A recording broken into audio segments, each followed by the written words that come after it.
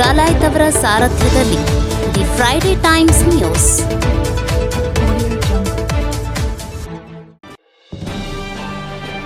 ಟೂಎ ಮೀಸಲಾತಿಗಾಗಿ ಡಿಸೆಂಬರ್ 10ರಂದು ಬೆಳಗಾವಿ ಸುವರ್ಣಸೌಧಕ್ಕೆ ಮುತ್ತಿಗೆ.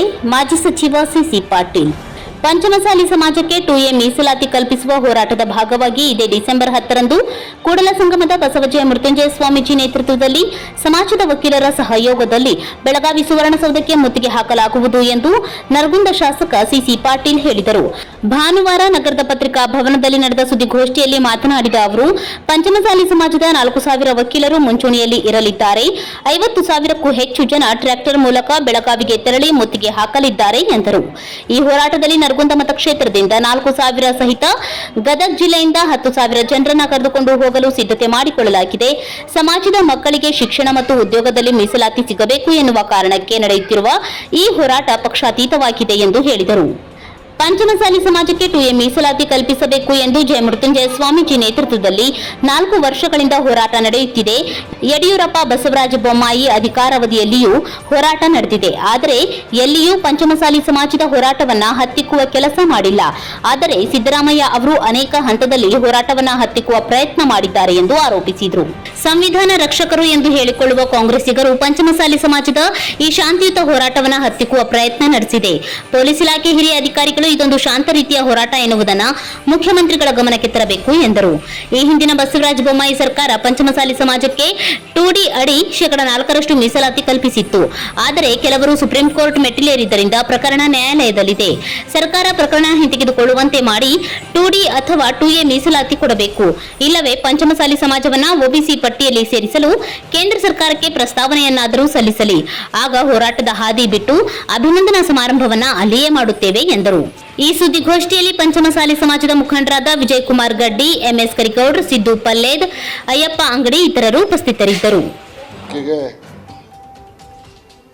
ಪರಮ ಪೂಜ್ಯ ಜಯ ಮೃತ್ಯುಂಜಯ ಸ್ವಾಮೀಜಿ ಅವರ ಸಾನ್ನಿಧ್ಯದಲ್ಲಿ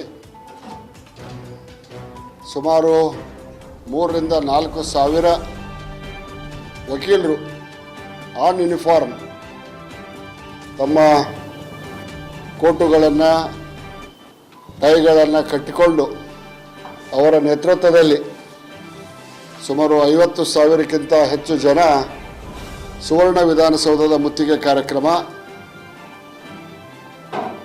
ಆ ಕಾರ್ಯಕ್ರಮ ಸಂಪೂರ್ಣವಾಗಿ ಯಶಸ್ಸುಗೊಳ್ಬೇಕಂತೇಳಿ ತಮ್ಮೆಲ್ಲರ ಮಾಧ್ಯಮದ ಸ್ನೇಹಿತರ ಸಹಕಾರವನ್ನು ನಾನು ಕೋರ್ತಾ ಇದ್ದೇನೆ. 10ನೇ ತಾರೀಕಿಗೆ ಜಿಲ್ಲೆಯಿಂದ ಕನಿಷ್ಠ 10,000 ಜನರನ್ನು ಕರ್ಕೊಂಡು ಹೋಗುವಂಥ ಒಂದು ಯೋಚನೆಯನ್ನು ನಾನು, ನಮ್ಮ ಸ್ನೇಹಿತರು, ಅಧ್ಯಕ್ಷರು ಎಲ್ಲರೂ ಸೇರಿಕೊಂಡು ಮಾಡಿದ್ದೇವೆ. ಕೇವಲ ನರಗುಂದ ವಿಧಾನಸಭಾ ಮತಕ್ಷೇತ್ರದಿಂದ ಕನಿಷ್ಠ ಪಕ್ಷ 3,000 ರಿಂದ 4,000 ಜನರನ್ನು ಕೊಂಡೊಯ್ಯಲಿಕ್ಕೆ ನಾವೆಲ್ಲ ಸಕಲ ಸಿದ್ಧತೆಗಳನ್ನು ಮಾಡಿಕೊಂಡಿದ್ದೇವೆ ಅನ್ನುವಂಥ ಮಾತನ್ನು ಹೇಳ್ತಾ, ಸಮಾಜದ ಬಡ ಮಕ್ಕಳ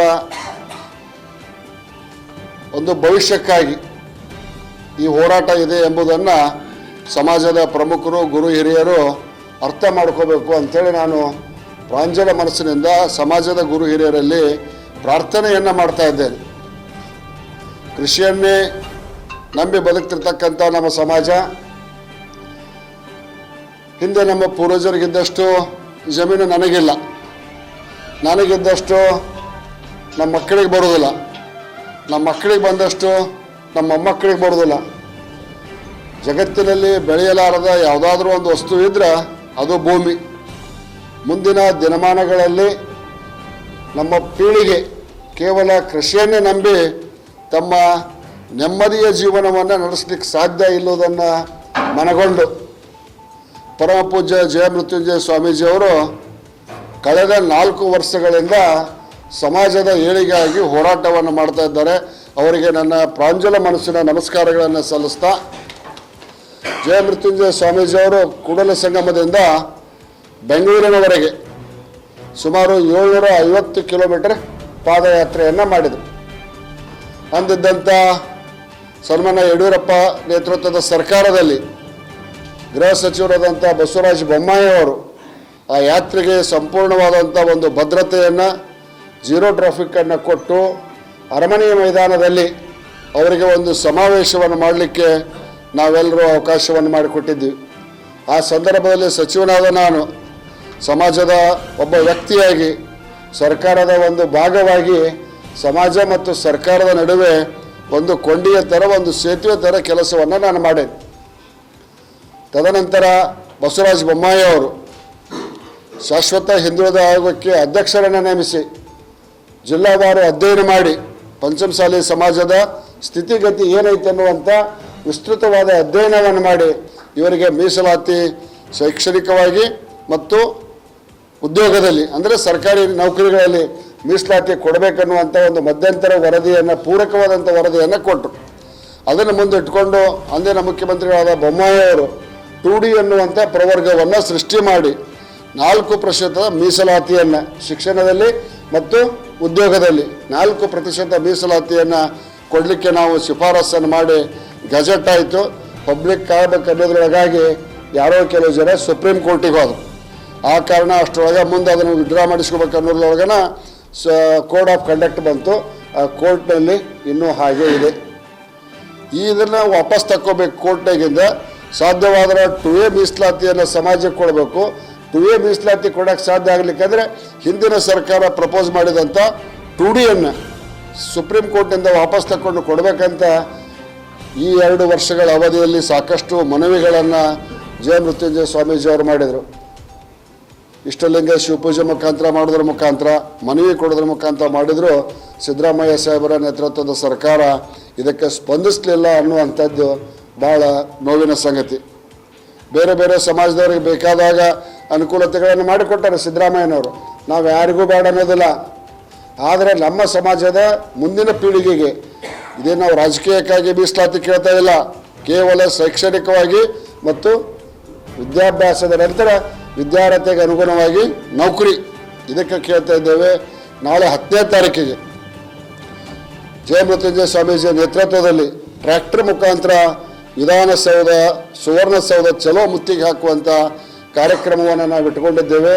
ಸಮಾಜ ಬಾಂಧವರು ಹೆಚ್ಚು ಸಂಖ್ಯೆಯಲ್ಲಿ ಬಂದು ಈ ಸಮಾವೇಶವನ್ನು ಯಶಸ್ವಿಗೊಳಿಸಿ ಮುಂದಿನ ನಮ್ಮ ಪೀಳಿಗೆಗೆ ನಮ್ಮ ಪೂರ್ವಜರು ಏನು ಬಿಟ್ಟು ಹೋಗ್ಯಾರ ಅಂದ್ರೆ ಮೀಸಲಾತಿಯ ಒಂದು ಅವಕಾಶವನ್ನು ಕಲ್ಪಿಸಿಕೊಟ್ಟು ಹೋಗ್ಯಾರ ಅನ್ನುವಂಥ ಒಂದು ಹೆಸರಿಗೆ ಪಾತ್ರ ಆಗಲಿಕ್ಕೆ ಸಮಾಜ ಬಾಂಧವರು ಸಹಸ್ರ ಸಂಖ್ಯೆಯಲ್ಲಿ ಬರ್ರಿ ಅಂತ ಮನವಿಯನ್ನು ಮಾಡ್ತಾ, ಮುಖ್ಯವಾಗಿ ಸನ್ಮಾನ್ಯ ಸಿದ್ದರಾಮಯ್ಯ ನೇತೃತ್ವದ ಸರ್ಕಾರ ಹಂತದಲ್ಲಿಯೂ ಈ ಒಂದು ಹೋರಾಟವನ್ನು ವಿಫಲಗೊಳಿಸಲಿಕ್ಕೆ ಪೊಲೀಸ್ ಇಲಾಖೆಯನ್ನು ಉಪಯೋಗ ಮಾಡಿಕೊಳ್ತಾ ಇದೆ. ಉಪಯೋಗ ಅಲ್ಲ, ದುರುಪಯೋಗ ಮಾಡಿಕೊಳ್ತಾ ಇದೆ.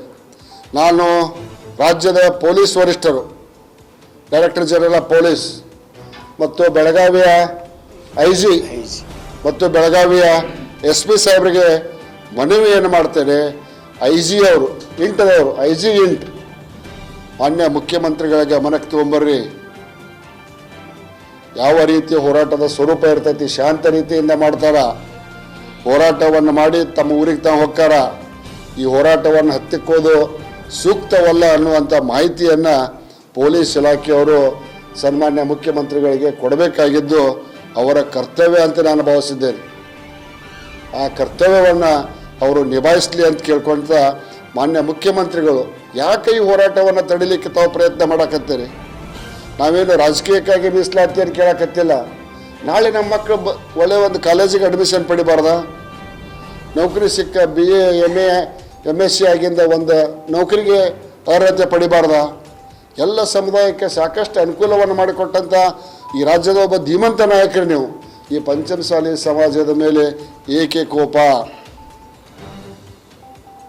ದಯವಿಟ್ಟು ಈ ಹೋರಾಟವನ್ನು ತಡೆಯುವಂಥ ಪ್ರಯತ್ನವನ್ನು ಮಾಡಬಾರ್ದು ಅಂತೇಳಿ ನಾನು ಕಳಕಳಿಯ ಮನವಿಯನ್ನು ಈ ರಾಜ್ಯದ ಒಬ್ಬ ಮಾಜಿ ಸಚಿವನಾಗಿ, ಪ್ರಸ್ತುತ ಶಾಸಕನಾಗಿ, ಸಮಾಜದ ಒಬ್ಬ ವ್ಯಕ್ತಿಯಾಗಿ ನಿಮ್ಮಲ್ಲಿ ಕಳಕಳಿಯ ಮನವಿಯನ್ನು ಮಾಡ್ತೇನೆ. ಸನ್ಮಾನ್ಯ ಮುಖ್ಯಮಂತ್ರಿ ಸಿದ್ದರಾಮಯ್ಯನವರೇ, ಈ ಹೋರಾಟವನ್ನು ತಡೆಯುವಂಥ ಕ್ರಮವನ್ನು ಮಾಡಬೇಡ್ರಿ. ನಾವೇನು ವಿಕಾಸಸೌಧ ಮುತ್ತಿಗೆ ಅಂದ್ರೇನು ಒಂದು ಅರ್ಧ ತಾಸು ಬರ್ತೇವೆ, ನಿಂದಿರ್ತೇವೆ, ಹೊಕ್ಕೇವಿ. ಏನು ಅಲ್ಲಿ ಏನು ಪಿಟಾಪ್ ಕರ್ರ ತೊಗೊಂಬರೋದಿಲ್ಲ, ಏನು ಅಲ್ಲಿ ಏನು ಕುಸ್ತಿ ಗುದ್ದಾಟ ಮಾಡೋದಿಲ್ಲ. ಶಾಂತ ರೀತಿಯ ಹೋರಾಟ. ಈಗ ಎಲ್ಲಿ ಬೇಕಾದಲ್ಲಿ ಪೊಲೀಸ್ ಚೆಕ್ ಪೋಸ್ಟ್ ಹಾಕಾಕತ್ತಾರೆ. ಸಮಾಜದ ಮುಖಂಡರಿಗೆ ಫೋನ್ ಮಾಡಕತ್ತಾರೆ ಪೊಲೀಸರು. ಏನು ಮಾಡ್ತಾರೆ, ಎಷ್ಟು ಮಂದಿ ಹೊಕ್ಕೀರಿ? ಇಲ್ಲಿ ಅವರ ನಮ್ಮ ತೆರಿಗೆ ನಮ್ಮ ಹಕ್ಕು ಅಂತ ನೀವು ಡಿ ಕೆ ಶಿವಕುಮಾರ್ ದೆಹಲಿಯಲ್ಲಿ ಸ್ಟ್ರೈಕ್ ಮಾಡಲಿಲ್ಲ? ಅವಾಗ ನರೇಂದ್ರ ಮೋದಿ ಸರ್ಕಾರ ನಿಮ್ಮನ್ನು ತಡೀತಾ? ಎಲ್ಲರೂ ಸಂವಿಧಾನ ಪುಸ್ತಕ ಕೆಳಗೆ ಹಿಡ್ಕೊಂಡು ಅಡ್ಡಾಡ್ತಾರೆ, ಪ್ರಮಾಣ ವಚನ ಸಂವಿಧಾನ ಪುಸ್ತಕ ಹಿಡ್ಕೊಂಡು ತಗೊಂತಾರ. ಸಂವಿಧಾನದಲ್ಲಿ ಹೋರಾಟ ಮಾಡಿದಂಥ ಇತಿಹಾಸ ಇಲ್ಲ. ಈ ದೇಶಕ್ಕೆ ಸ್ವಾತಂತ್ರ್ಯ ಸಿಕ್ಕಿದ್ದು ಅದರಿಂದ, ಹೋರಾಟದಿಂದ. ನಾವೇನು ಉಗ್ರವಾದ ಹೋರಾಟ ಅಲ್ಲ, ಶಾಂತಿ ರೀತಿಯ ಹೋರಾಟ ಮಾಡಕತ್ತೇವೆ. ಇದಕ್ಕೆ ಯಾಕೆ ಅಧಿಕಾರಿಗಳನ್ನು ಬಳಸ್ಕೊಂತೀರಿ? ಬರ್ತೇವೆ, ನಿಮ್ಮ ಸರ್ಕಾರದ ವತಿಯಿಂದ ಯಾರಾದರೂ ಬಂದ್ರೆ ಒಂದು ಮನವಿ ಕೊಡ್ತೇವೆ, ಅಲ್ಲೇ ಗೇಟ್ ಬಾಜುಕ ನಿಂದಿರ್ತೇವೆ. ಸ್ವಾಮಿಗಳು ಒಂದು ಮನವಿ ಕೊಡ್ತಾರ, ಮನವಿ ಸ್ವೀಕರಿಸ್ರಿ. ಇಲ್ಲ ಅಂದ್ರೆ 2D ಅಥವಾ 2A ಅನ್ನು ಕೊಡ್ತೇವಂತ ಸಚಿವ ಸಂಪುಟದೊಳಗೆ ನಿರ್ಣಯ ಮಾಡಿರಿ.